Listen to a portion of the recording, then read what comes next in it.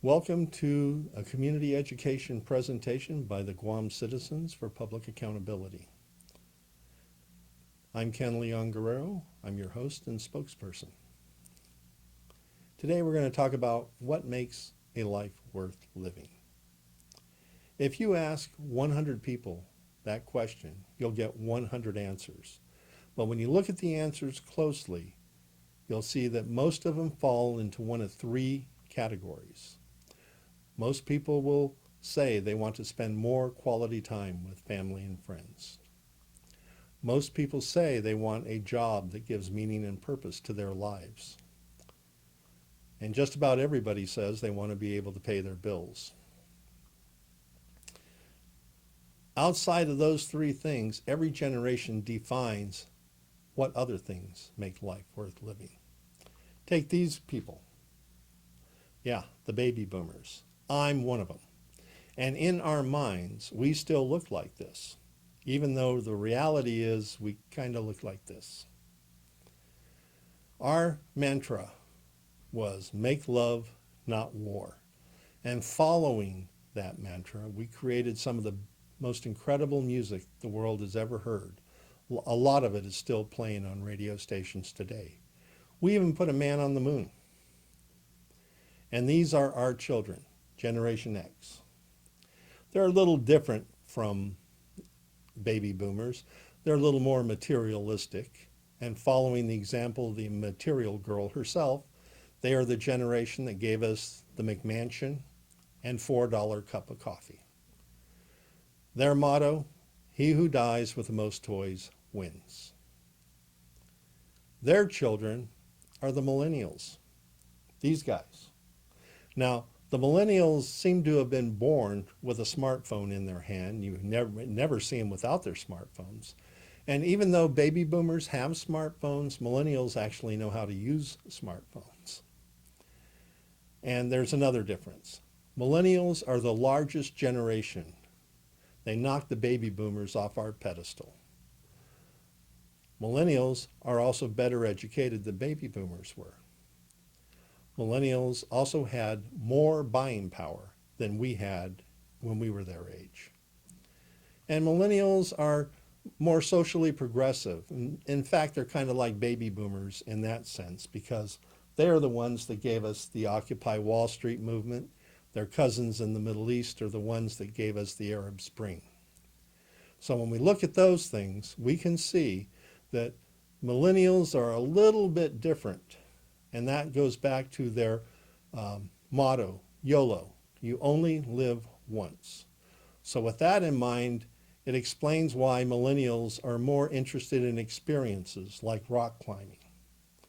Baby boomers are into rockers. Here's a baby boomer car. Here's a millennial car. Here's a baby boomer house.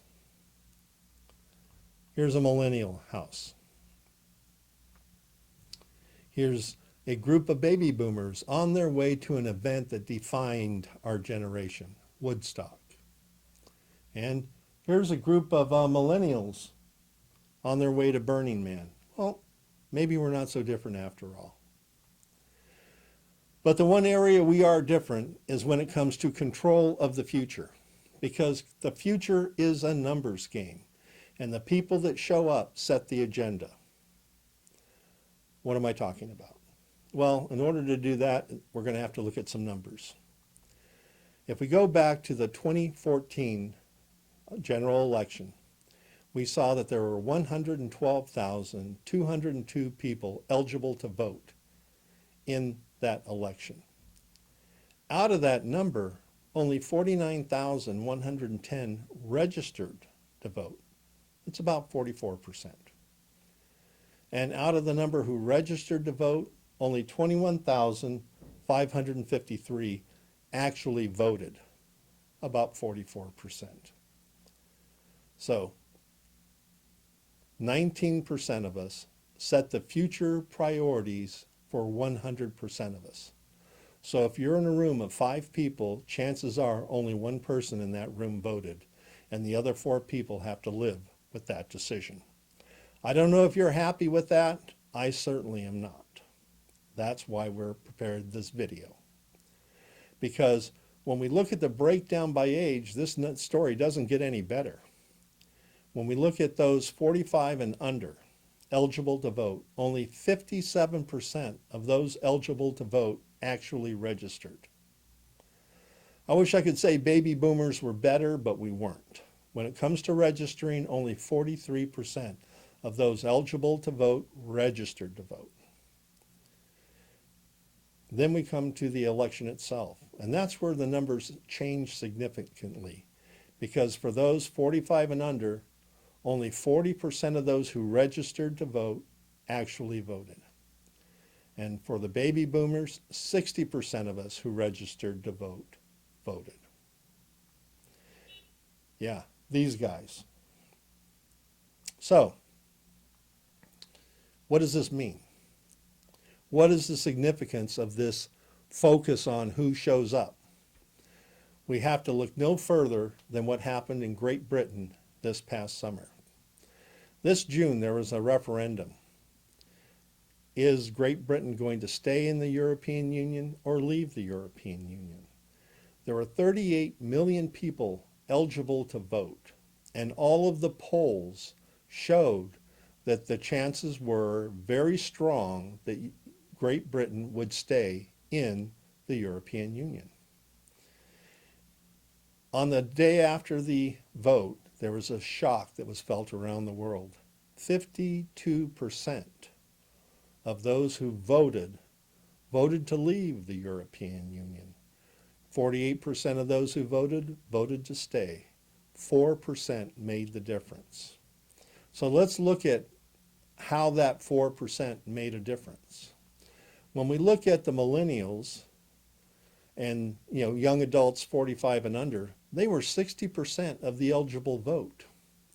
And they were the ones that wanted to stay in the Union, because staying in the European Union meant they could travel to all the member countries without a passport or a visa. They could live in any country they wanted to. They could work in any country they wanted to. Then there were the 46 and up group, the baby boomers, who are already set in their ways. Their kids are gone. They own their home. Most of them are in retirement. And they didn't like seeing tax dollars leave Britain to pay for projects in Europe. Kind of like the way, tax dollars from Virginia find their way to Guam. But they only made up a minority of the vote. So what happened? When the vote was analyzed, they found out that only 64% of those who registered to vote, 45 and under, actually voted. And the baby boomers, 90% of those who registered to vote voted. And as a result, the decision was made: Great Britain is leaving the European Union. And the people that are suffering the most from that decision are the millennials.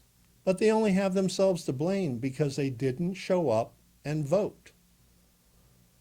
So now, young people in Europe are not going to be able to travel across Europe without passports or visas. They're not going to be able to live in any country they want to live in. They're not going to be able to work in any country they want to work in. So, how does that affect us here on Guam when we talk about a life worth living? Well, my hope is that our Guam millennials learn the lessons from their British cousins, because by 2030, millennials will make up 75% of the workforce. Millennials are going to be paying the bills for all the debt that the baby boomers are piling on your backs right now in the legislature. So that's a very real concern, because when surveys now show that 56% of Americans think their kids will be worse off than they are. Why? Well, let's bring it back to Guam. Here on Guam, we know we're $120 million in debt, in operating deficits for government of Guam. It is expected, forecast, that by the end of this year, when we get the numbers for fiscal year 2016, we could be as deep as 180 in the red. Revenues are declining. And with declining revenues, there's impact. For example, in the last couple of months, Department of Administration had to borrow money from the Children's Trust Fund to cover payroll. Department of Education is taking money set aside to pay vendors to make payroll. And as a result, the vendors are not getting paid. Guam Memorial Hospital recently floated a $45 million bond to pay last year's and this year's accounts payable, but they also borrowed $15 million more to pay for 2017. It won't be long before we see another bond issue on the floor trying to borrow money to pay the vendors for Department of Education. I'm just guessing. There are a number of government of Guam agencies who haven't paid their trash bill. That's because the economy is staggering. When you look at this story that appeared in the newspaper recently, the gross domestic product for Guam has declined between 2014 and today. That's part of the reason why government revenues declined. And the impacts are huge. When you look at the want ads in the newspaper, our unemployment here is almost twice that of the U.S., but when you look at the want ads, on this day there were 1, 2, 3, 4, 5. Well, on that day, 5 jobs, it wasn't a lot, so I went to Guam Jobs Online. On that day, there were 84 postings, and out of the 84 postings, 68 of the postings were for entry-level or low-wage service jobs. Early in September, I went to the job fair that NAVFAC held at Top of the Mar. There were about 100 people in line before the doors opened, and I talked to 21 of the people in line. 18 of the people were looking for a job. 3 of the people were looking for a better job. But as I was looking at the crowd, it occurred to me that probably 75 to 80% of the people in that line were millennials. So when you look at what happened in Puerto Rico, Puerto Rico ran into debt, and bad things happen when a government goes deep into debt. To begin with, the president appointed a board of financial managers for the government of Puerto Rico. But when we compare Puerto Rico to Guam, we can see some parallels. Puerto Rico is number 1 in the nation on debt per person. Guam is number 2. What's real interesting to note, at the time Puerto Rico declared financial emergency, their per person debt was $10,565 for every man, woman, and child on Puerto Rico. On Guam, at the beginning of the 33rd legislature, our per capita debt was $9,051, just a couple of $100 behind Puerto Rico. In Puerto Rico, 45% of the citizens are receiving some form of welfare. On Guam, 36% of our citizens are receiving some form of welfare.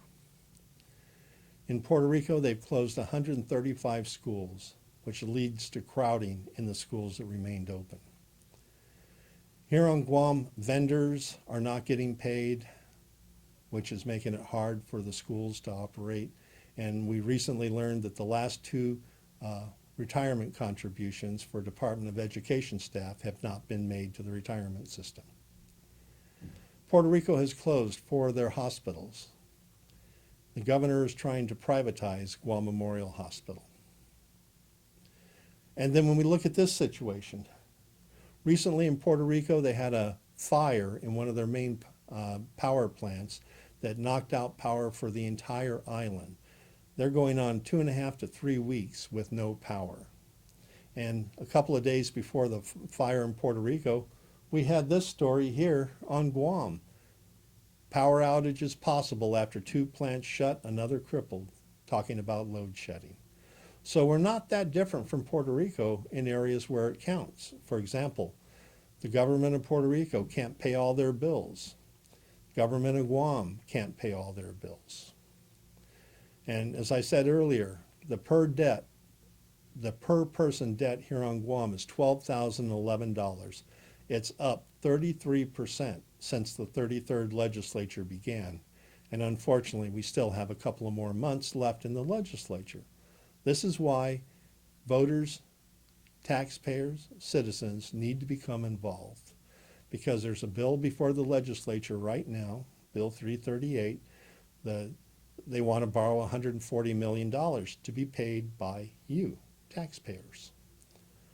There's another bill to legalize waste energy so the government can build a $350 million waste energy plant to be paid for by you, the taxpayers. And currently, before the Office of Public Accountability, there's a protest over an IDIQ contract. This is a contract that's issued to rebuild Simon Sanchez. No one disagrees that the school needs to be rebuilt. The concern that I and other people have is that this IDIQ is an open-ended contract with no limit. And that's a big loophole, big enough that you could drive a semi through. I've sent a message to Speaker Wonpat asking her to put a cap on it. She has not done it. That's another reason why you as a voter and a taxpayer need to pay attention to what's happening in your legislature. Right now, what's happening is the result of 1 in 5 of us sending representatives.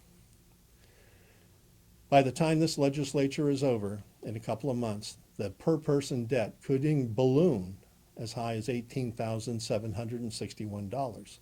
That would be a 107% increase over the beginning of the 33rd legislature.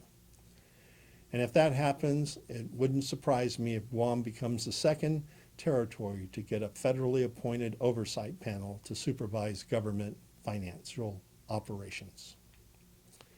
And these guys are the ones that are going to have to pay all the bills because baby boomers are getting close to retirement. Most of us have retired or will be retiring soon. So you guys are going to be the ones paying that. My question is, are Guam's millennials going to learn the lessons from their British cousins and prevent being taken advantage of by the small number of baby boomers? Remember, the course we're on right now is a course that was set by 19% of us for 100% of us.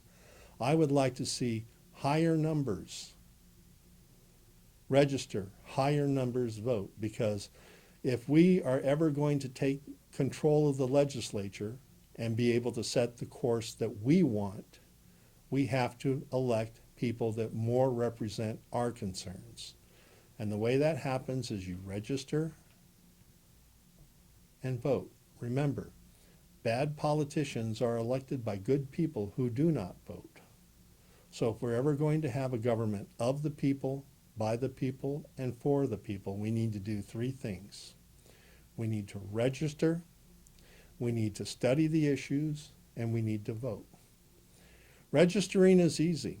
You can go online to the Guam Election Commission and register online before the 20th of September. So if you have not registered, go online and register. Register before the 20th. If you're not sure if you're registered or not, go online and register before the 20th of October. If you prefer, you can go to the office of the Guam Election Commission before the 28th and still register to vote. Or you could go to the village mayor's offices and register to vote. But remember, if we're ever going to have a government of the people, by the people, and for the people, we need to register, study the issues, and vote. I'm Ken Leon Guerrero with the Citizens for Public Accountability.